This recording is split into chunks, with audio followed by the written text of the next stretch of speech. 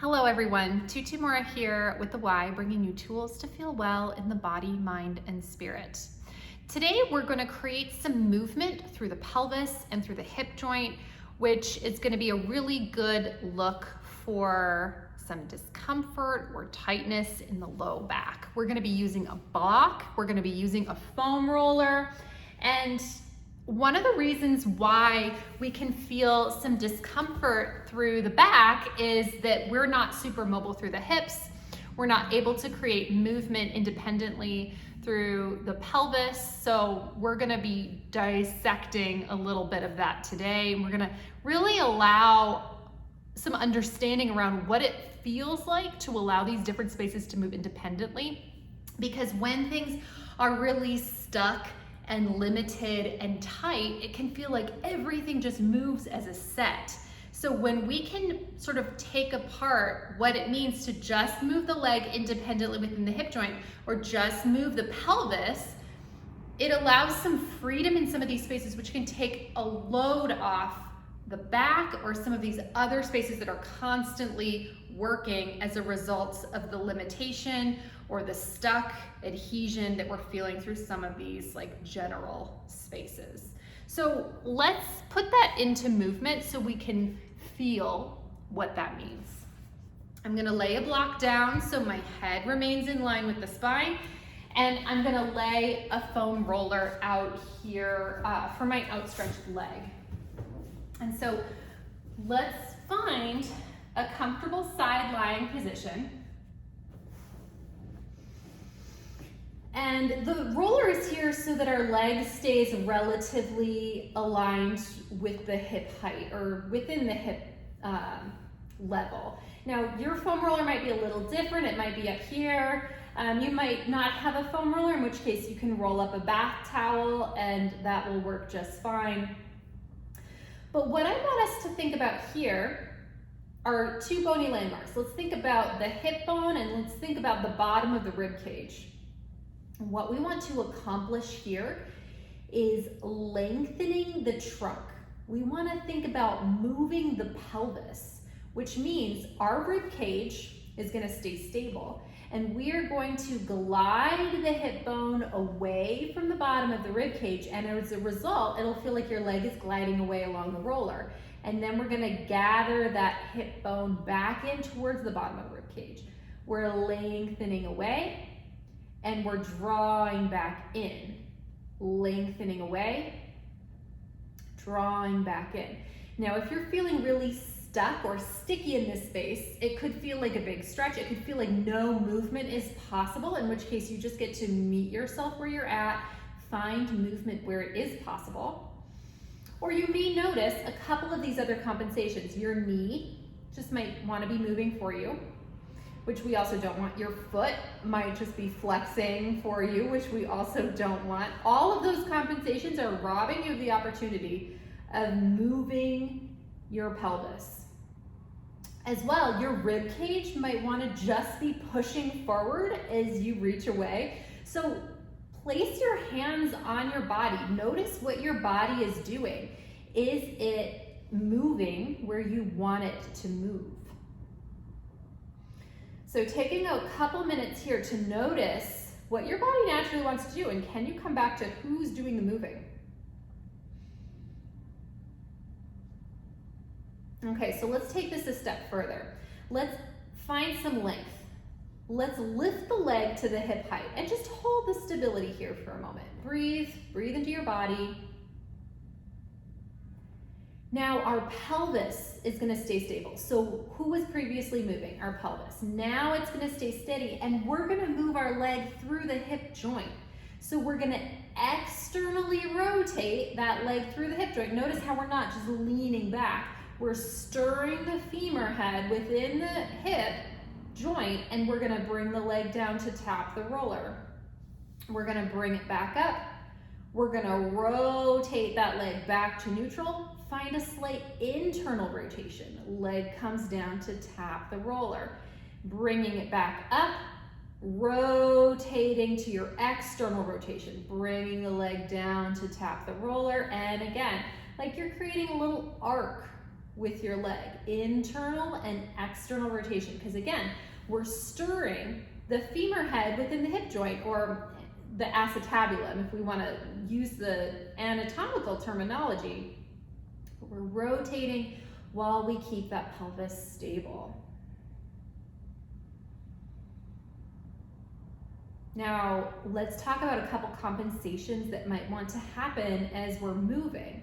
So if we're stuck through the hip joint or we can't move, we might just feel our pelvis wanting to rock back and forth, which is what we don't want.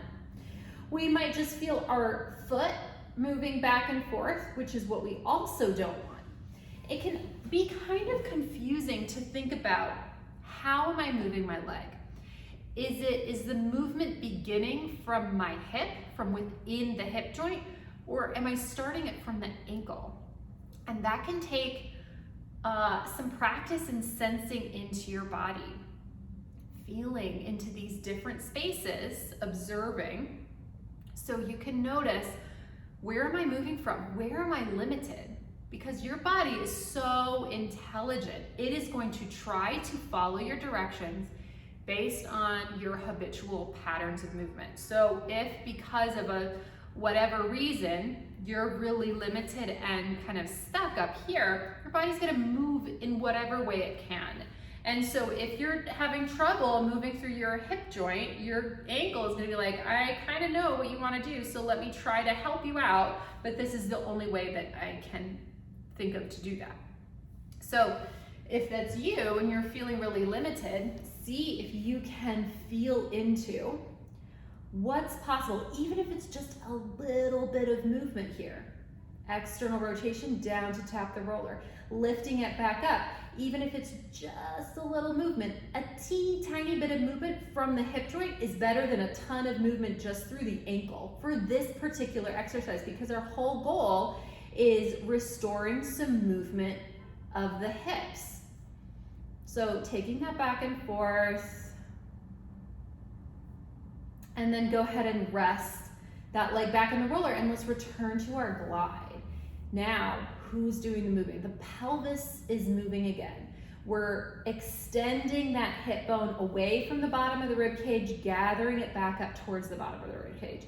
Noticing what feels different after we just did that moving through the hip joint. Now, let's add to this just a little bit.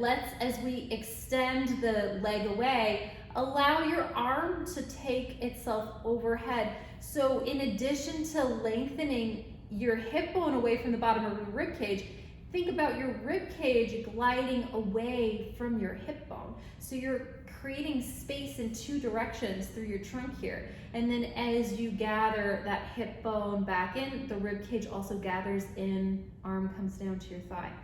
And again, extending, creating length in two ways. So we're not pulling the arm from the joint.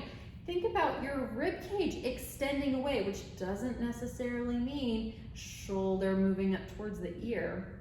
And again, it can feel really complicated to unpack the intricacies of movement, especially when we're coming at this with some experience of some improper movement mechanics, some dysfunctional movement patterns. But taking the time to understand, is my pelvis moving? Is my hip moving? Ankle, is it some compensation? Where do I want to restore movement? It's gonna make a huge difference if you can slow down and you can pay attention to where your movement's coming from, even if it's really small, because this isn't fancy. This is not, let me create the most, giant, advanced, complicated looking movement that I can. It is, let me restore some movement where I'm feeling limited so I can feel less pain as I'm doing everyday tasks or just like living my life.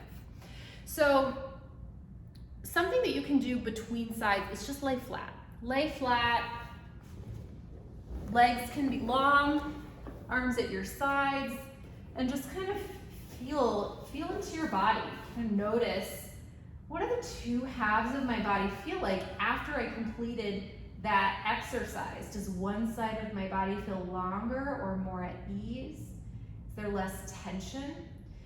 Does this side of my body feel a little heavier or flatter against the mat? Just kind of tuning into your interoceptive and proprioceptive senses.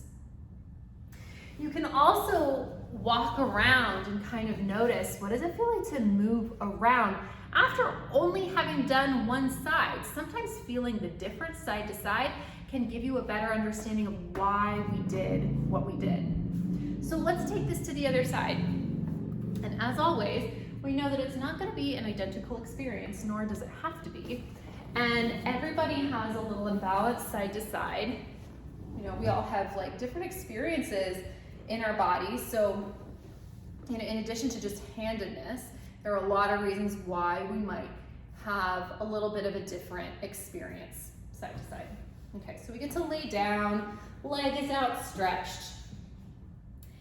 And we get to start with a straight leg. Hand can come to the hip bone so you can feel these two spaces, these two bony landmarks. And we get to glide hip bone away and draw it back in. Noticing what that feels like on this side, but also paying attention to some of the compensations that we may have noticed on the other side. So is it just your knee that wants to bend? Is it just your ankle? Your rib cage, does it want to move instead of your hip moving away and gliding back in? So take a moment, observe your body, notice who is doing the moving.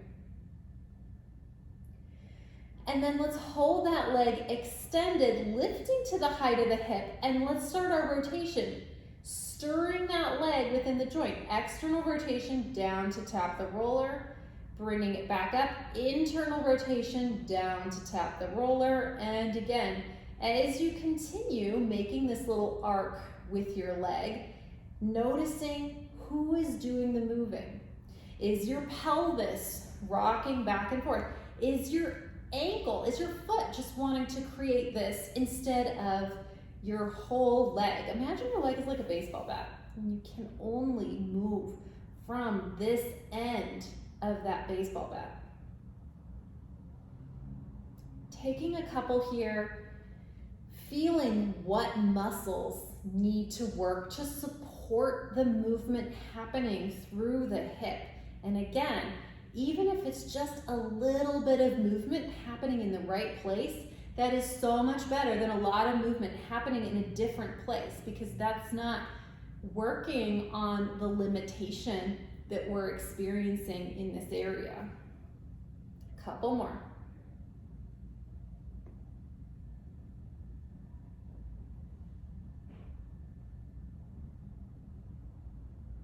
And last one.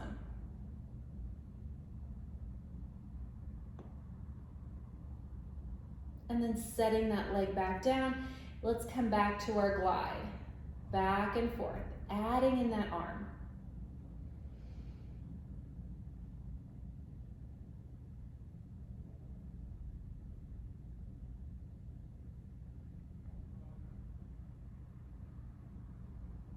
And taking your time. This gets to move at the pace that you can pay attention.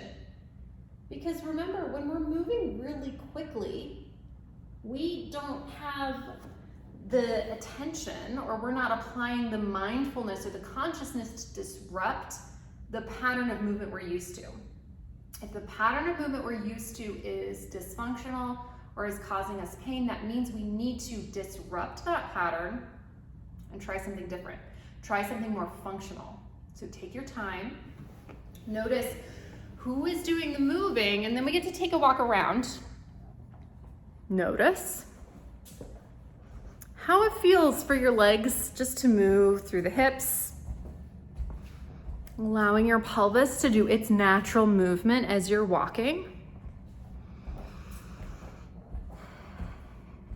But let this be an exercise not only to relieve some discomfort or stickiness or limitation through the low back, through the sacrum, but also an exercise in let me pay attention to what my body's doing. Let me pay attention to who is doing the moving? And is it what I want? Is it fulfilling the objective of this exercise, of this movement? Because this has a purpose. This has a purpose to restore movement through the hip joints, to restore some independent movement through the pelvis. And if we're moving something else, then we're missing out on the opportunity to create the movement in those spaces. So I hope you found this helpful, and I hope you found this an invitation to slow down and bring some mindfulness to your movement practice, because this is just a little bit. This, can grow into a whole movement class that we are paying attention in this way. And when we do that, we can really make some real changes in how we feel, because we're bringing some consciousness to what we're doing. We're disrupting what we usually do, and we're doing something different, and that will feel different. So again, hope you found this helpful. I'll see you back here next time on the Wise Recharge with Us from Home series. Take care.